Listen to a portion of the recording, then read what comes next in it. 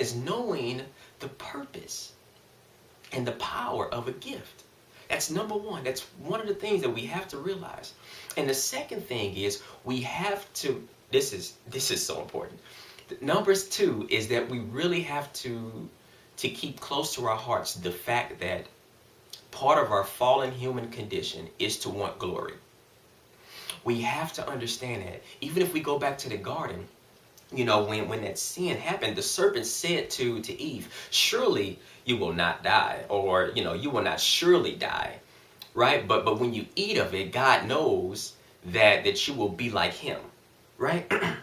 Your eyes will be open, and God knows that you will be like him, or you will be like God, right? Which is that even playing field, right? Wanting that glory. And that's at the core of our carnality, is men wanting glory. It's at the core of our carnality. And that's one of the things that we really have to be aware of. Because the power of a gift, it brings people in. It causes people to focus on us, right? But we have to realize that it's not for our glory, but it's for the glory of God. Okay? You see, one of the things I love about God's word is how transparent it is, right?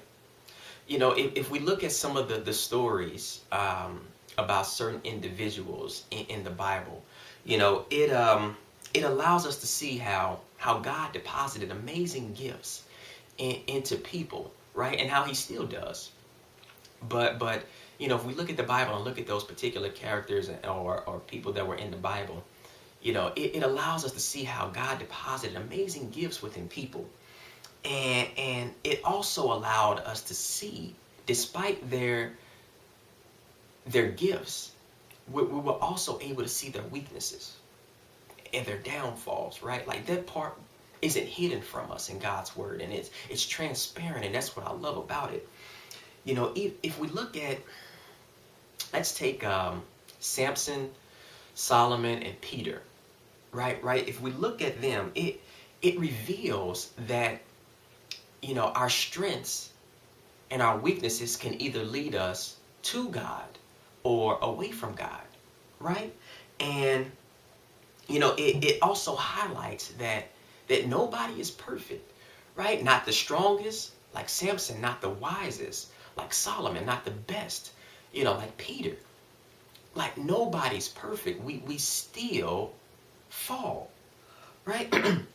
and God warns us not to put our trust and our confidence in our gifts, right? Because our gifts can't save us. They don't have salvific power.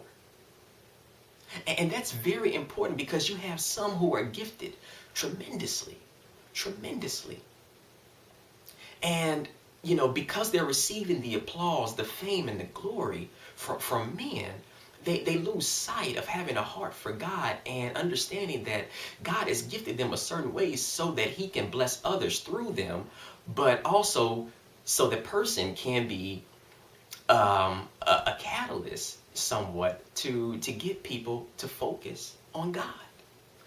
You know, if we think about Solomon, as wise as he was, as gifted as he was with wisdom and insight, he was still led astray. His heart was still led astray because of his disobedience to God, right? Because of his disobedience to God.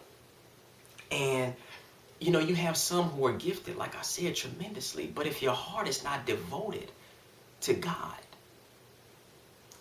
then the only thing that you're doing is inviting destruction.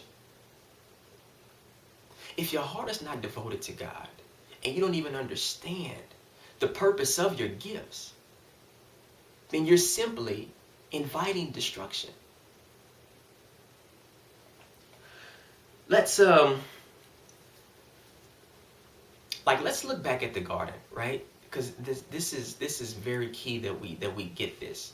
If we look back at the garden, you know, when Adam and Eve, you know, rebelled against God, and you had the serpent talking to Eve, you know, it was at that moment where, his word became more valuable and louder than God's. And that's where we kind of see those value systems again, like God began to go beneath something, right? And Satan's word began to reign over God's word, right? And that's when destruction happened, right? When you rely on something else other than God's word, then you're simply inviting destruction. And that's what happened. That's how sin has entered. That's how death has come into humanity.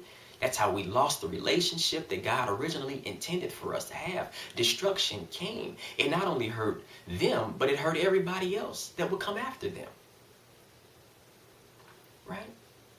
And that's key, because Satan is still doing the same thing today. Right? This is key. He still implies and he still insinuates that God's word is falsehood, right?